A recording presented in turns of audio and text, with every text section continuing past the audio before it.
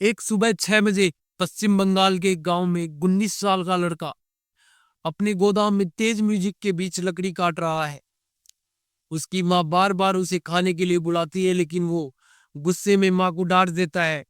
और कुछ ही घंटों में उसने 5 ताबूत तैयार किए, जिनमें उसने अपने पूरे परिवार को जिंदा दफनाने की खौफनाक साजिश रची।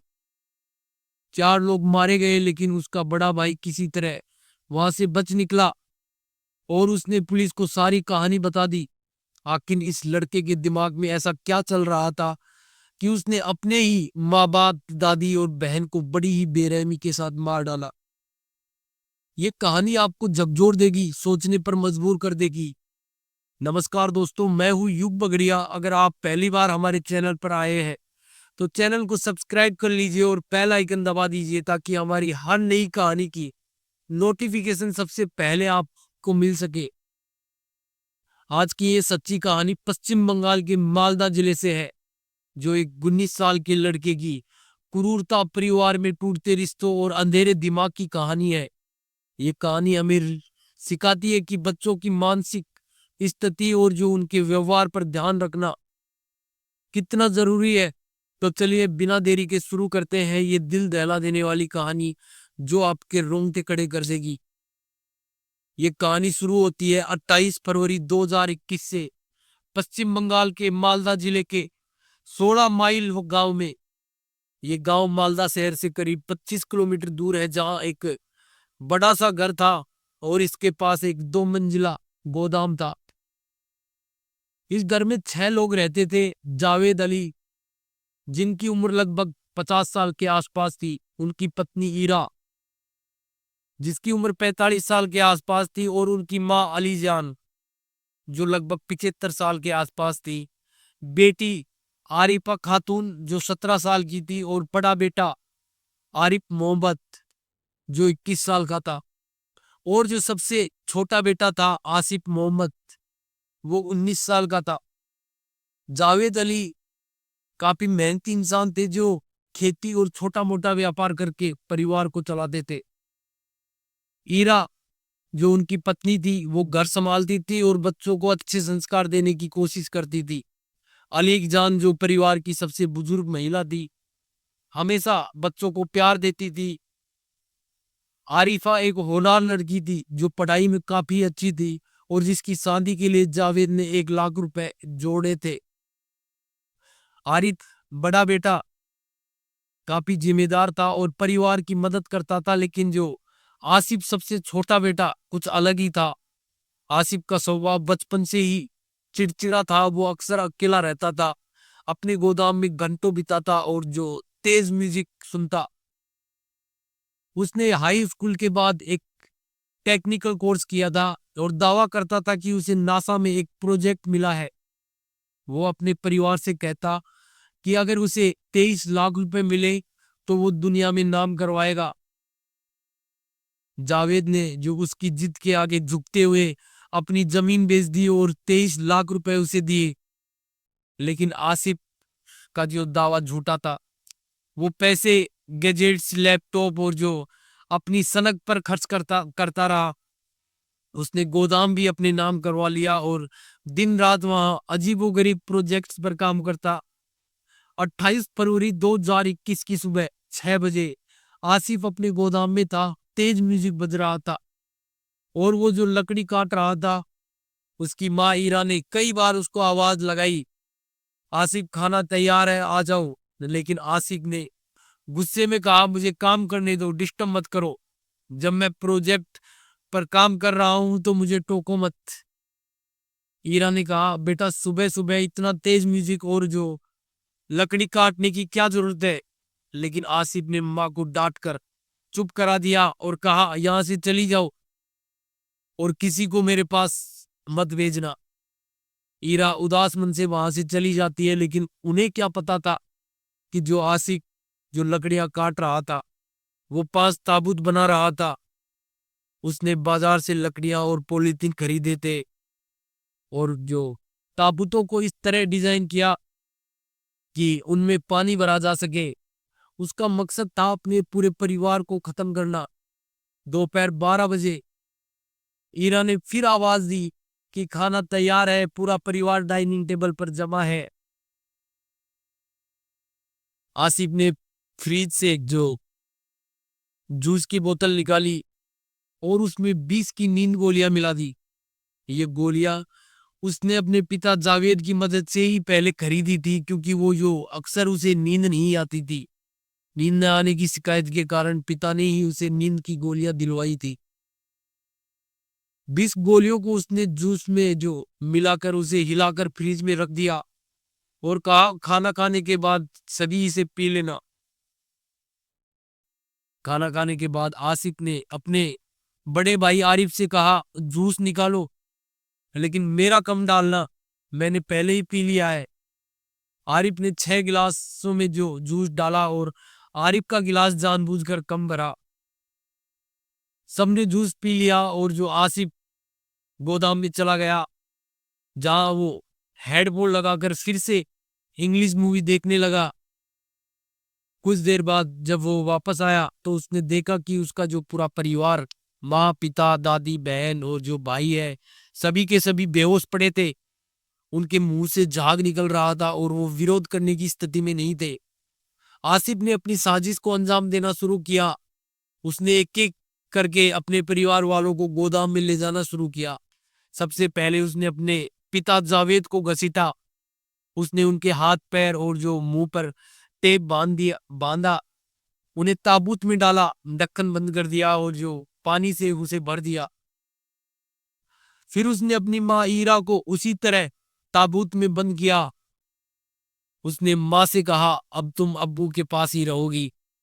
इसके बाद उसने अपनी 17 साल की बहन आरिफा को उठाया। उसने कहा, पिताजी ने तुम्हारी शादी के लिए 1 लाख रुपए जोड़े थे, लेकिन अब तुम्हारी शादी कब्र में होगी। आरिफा को भी जो ताबूत में डालकर पानी भर दिया। फिर उसने अपनी 75 साल की दादी अली जान को रस्सी से खींचकर गोदाम में ले गया, क्योंकि वो काफी भारी थी। दादी के साथ भी उसने वही क्रूरता की। आखिरी नंबर था बड़े भाई आरिफ का। आसिफ तब तक थक चुका था। उसने जो आरिफ के हाथ पैर ढीले बांधे और जो उसे ताबूत में डाला, लेकिन उसकी थकान ने उसे लापरवाह बना दिया था। शाम 7 बजे आसिफ थककर गोदाम के कोने में बैठा था। तभी उसे एक ताबूत हिलता हुआ दिखाई दिया। वो पिस्तौल लेकर जो उसके पास गया और देखा कि का जो आरिफ ताबूत से निकलने की कोशिश कर रहा था। आरिफ ने अपने हाथ पैर पहले ही खोल लिए थे और चिल्लाया, आसिफ तूने ये सब क्यों कर रहा है? आसिफ ने गुस्से में जवाब दिया, तुम सब मेरे सपनों का मजाक उड़ाते हो, तुमने मुझे कभी समझा ही नहीं। आसिफ ने आरिफ को धमकाया कि उसने उसकी गर्लफ्रेंड सुल्तान के साथ जो आपत्तिजनक वीडियो बनाया है।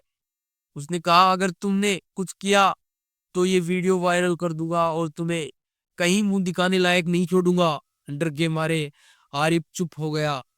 आसिफ ने उसे 500 रुपए दिए और कहा कि यहां से भाग जा, वरना जान से मार दूंगा। रात 9 बजे तक आरिफ कोलकाता भाग गया।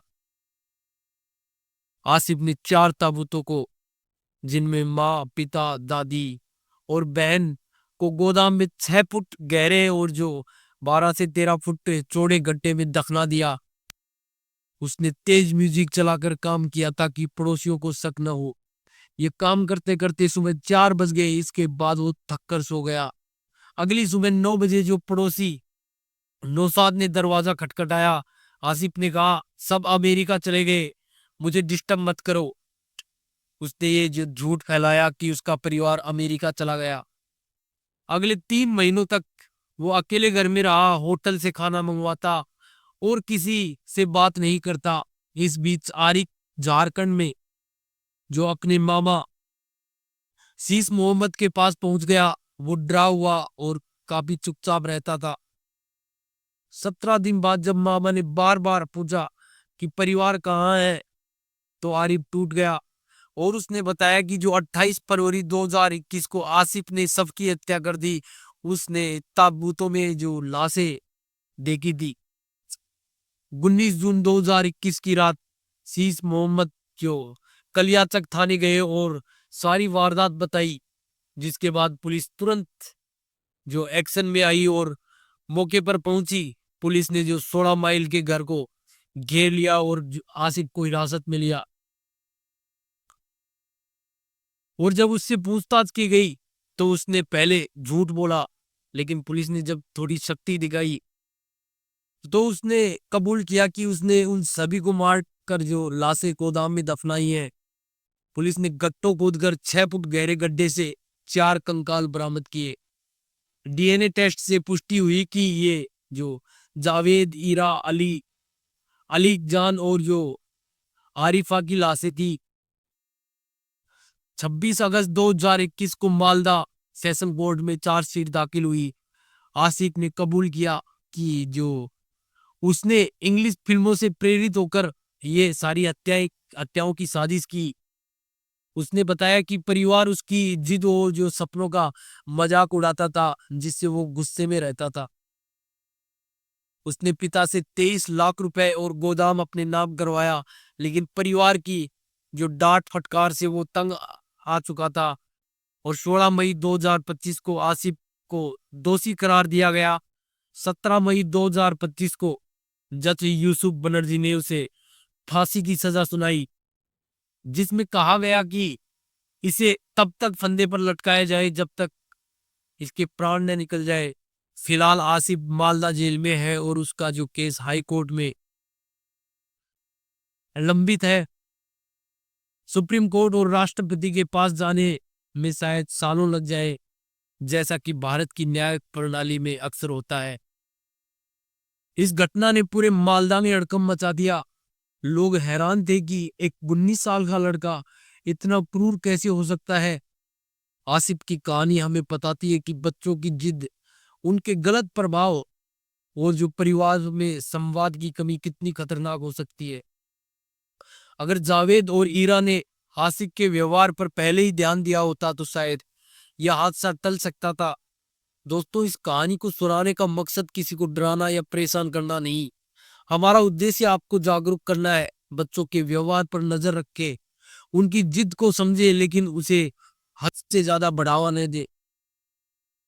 हिंसक फिल्मों, गलत दोस्तों या सोशल मीडिया के प्रभाव से बच्चों को बचाएं। परिवार में खुलकर बातचीत करें ताकि बच्चे अपनी भावनाएं शेयर कर सकें। अगर आपको अपने बच्चे में कोई असामान्य व्यवहार दिखाई देता है तो समय रहते मदद ले। अपनी राय कमेंट बॉक्स में जरूर लिखें ताकि हम जान सके कि आपको ये कहानी कैसी लगी। दोस्तों, अगर आपको हमारी कहानी पसंद आई तो चैनल को सब्सक्राइब करना न भूलें और जो बेल आइकन दबा दें ताकि हमारी हर नई वीडियो की नोटिफिकेशन सबसे पहले आप तक पहुंच सके। जय हिंद, जय भारत।